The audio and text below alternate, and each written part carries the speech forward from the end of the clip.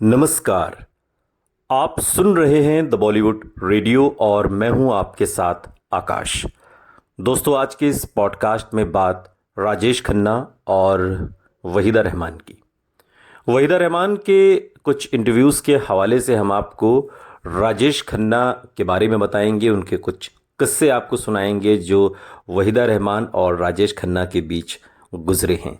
साथ ही उस दौर में आपको लेकर चलेंगे जब राजेश खन्ना का लोहा पूरी फिल्म इंडस्ट्री मानने लगी थी। जैसे जैसे साल 1970 आगे बढ़ रहा था, राजेश खन्ना ने गजब की उड़ान भरी थी और अब तक उनकी कामयाब फिल्मों में आराधना, दो रास्ते, डोली, बंधन, इन फिल्मों ने जहां उन्हें एक स्टार के रूप में स्थापित किया था, वहीं इन फिल्मों के गानों ने भी धूम मचा दी थी। उन दिनों निर्देशक आसित सेन की दो फिल्मों खामोशी और सफर में राजेश खन्ना एक गंभीर और संवेदनशील अभिनेता के रूप में अपनी प्रतिभा सामने लेकर आए। खामोशी मशहूर बंगाली साहित्यकार आशुतोष मुखर्जी की कहानी नरस मित्र पर आधारित थी और इस फिल्म में राजेश खन्ना ने एक संवेदनशील लेखक और कवि की भूमिका निभाई जो दिमागी असंतुलन का शिकार है।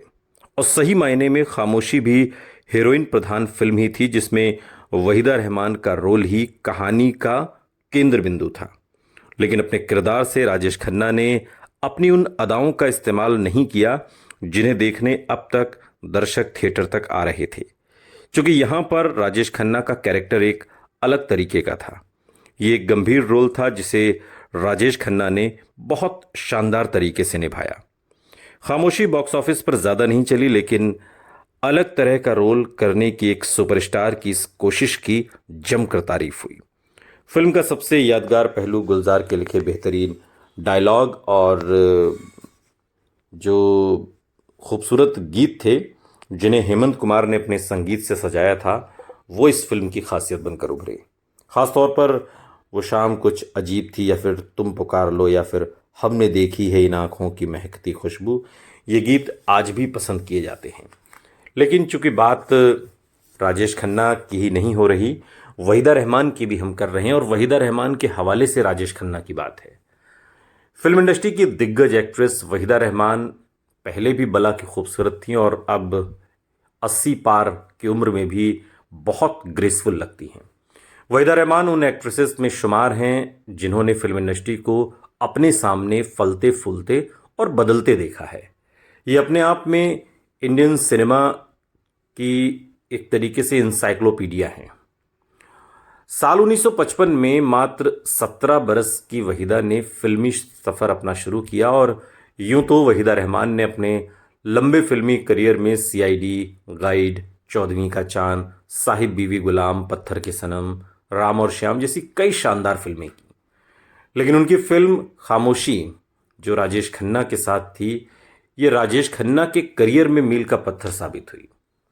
दरअसल हिंदी सिनेमा के पहले सुपरस्टार राजेश खन्ना उन दिनों नए नए फिल्म इंडस्ट्री में आए थे और अपनी जड़ें एक तरीके से जमाने की कोशिश में लगे थे। हालांकि कुछ फिल्में उनकी आ चुकी थीं जो सुपर डुपर हिट भी रहीं, लेकिन अभी भी जो एक कैरेक्टर की बात होती है, रोमांटिक इमेज से निकलकर कुछ चुनौतीपूर्ण करने की बात होती है, वो फिल्म खामोशी में राजेश खन्ना ने कर दिखाया। और बांग्ला और हिंदी फिल्मों के दिग्गज जो निर्देशक थे आसित सेन, उन्होंने दीप ज्वले जाई बांग्ला को जब हिंदी में खामोशी नाम से बनाने की तैयारी की तो फिल्म में एक्टर के तौर पर राजेश खन्ना का नाम वहीदा रहमान ने ही सुझाया था। वहीदा रहमान ने ही एक फिल्म देखी थी, दरअसल आखिरी खत, जो राजेश खन्ना की पहली फिल्म थी, और इस फिल्म को देखने के बाद वहीदा रहमान राजेश खन्ना से बहुत इम्प्रेस हुई और इस फिल्म में राजेश खन्ना की अदाकारी से वहीदा खासा प्रभावित हुई और उन्हें खामोशी की कहानी के लिए राजेश खन्ना बिल्कुल सटीक लगे।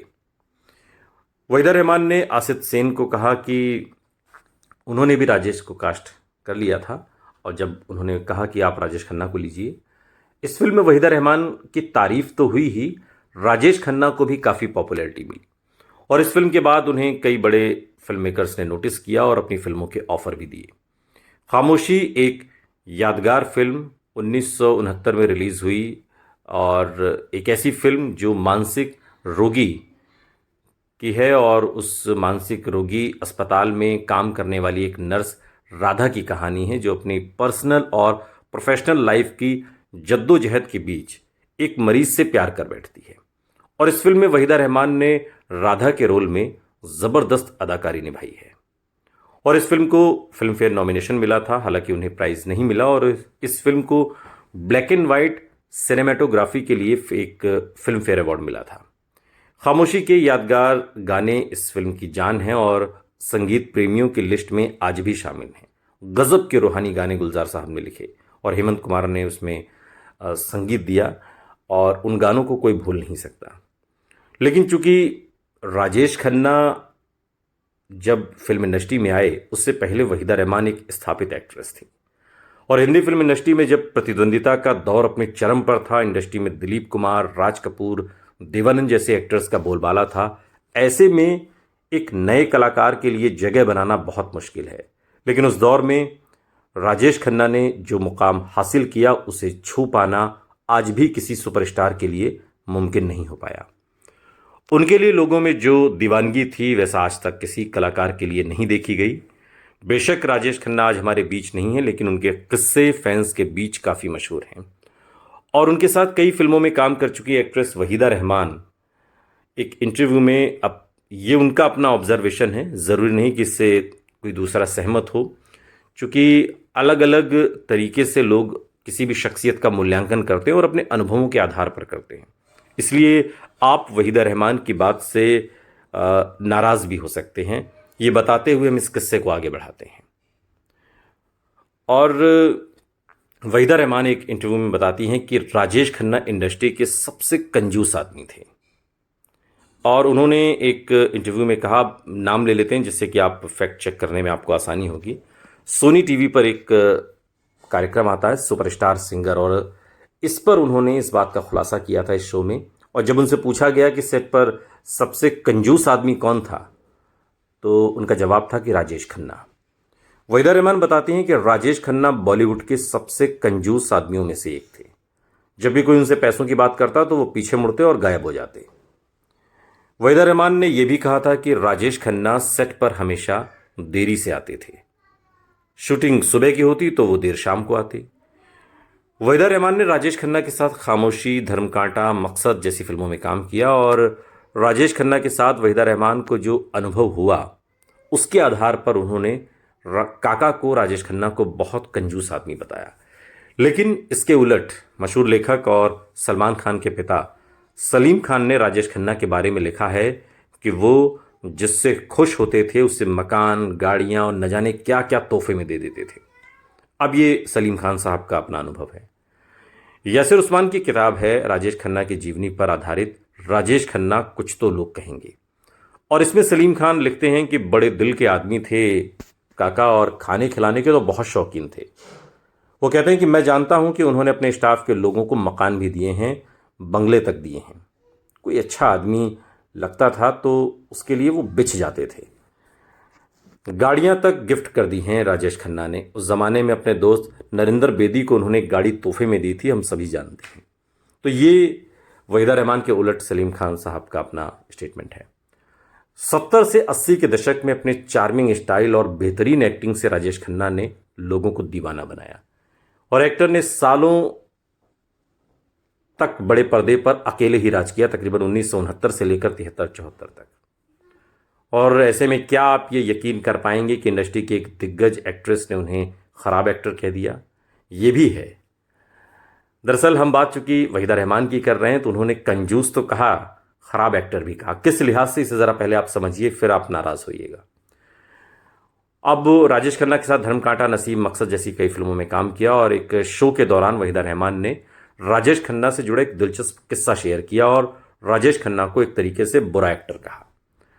दरअसल जब शो में एक्ट्रेस से पूछा गया कि उनके दौर का सबसे अच्छा और सबसे खराब एक्टर कौन था, बुरा एक्टर कौन था, तो उन्होंने कहा कि राजेश खन्ना।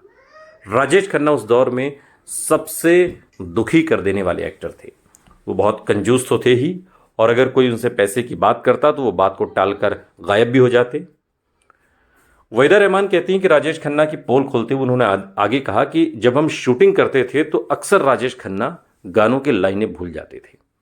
वैसे में जब कैमरा किसी और जगह पर घूमता तो वो मुझसे लिरिक्स पूछते और जब कैमरा उन पर आता तो फिर वो गुनगुनाने लगते थे। वहीदा रहमान बताती हैं कि जब वो लिरिक्स भूलते तो मैं उनसे हमेशा कहती थी कि अब तुम सुपरस्टार बन गए हो राजेश, अब तो डायलॉग याद किया करो और इसलिए अपनी डायलॉग और लिरिक्स को याद रखा करो। मैं ये बात उनसे हमेशा कहती थी।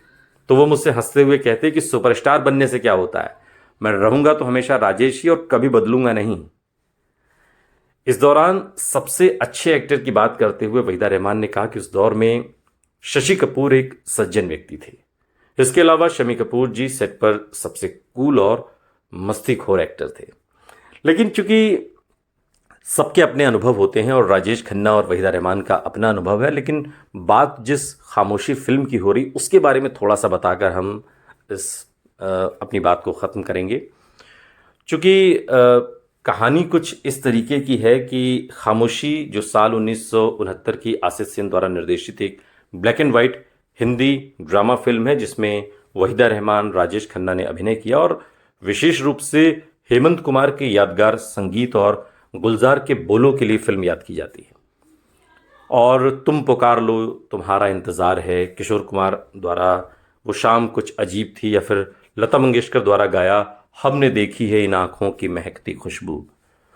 हालांकि जिस चीज़ ने इस फिल्म को असल में अलग बनाया वो थी कमल बोस की B&W सिनेमेटोग्राफी, यानी ब्लैक एंड वाइट सिनेमेटोग्राफी, जिन्होंने फिल्म में अपने काम के लिए 18वें फिल्म फेयर पुरस्कारों में सर्वश्रेष्ठ सिनेमेटोग्राफर का पुरस्कार जीता। और वहीदा रहमान और राजेश खन्ना के अभिनय के लिए उन्हें उच्च आलोचनात्मक प्रशंसा मिली, तारीफ मिली उन्हें क्रिटिक्स की। खामोशी की शूटिंग कलकत्ता में हुई थी और ये प्रसिद्ध बंगाली लेखक आशुतोष मुखर्जी की बंगाली लघु कहानी नरसिमित्र पर आधारित थी, जिस पर एक बांग्ला फिल्म दीप ज्वले जाई 1959 में बन चुकी थी और ये उसी का हिंदी रीमेक थी। तब उस फिल्म में जो बांग्ला फिल्म थी दीप ज्वले जाई, इसमें सुचित्रा सेन ने मुख्य भूमिका निभाई थी।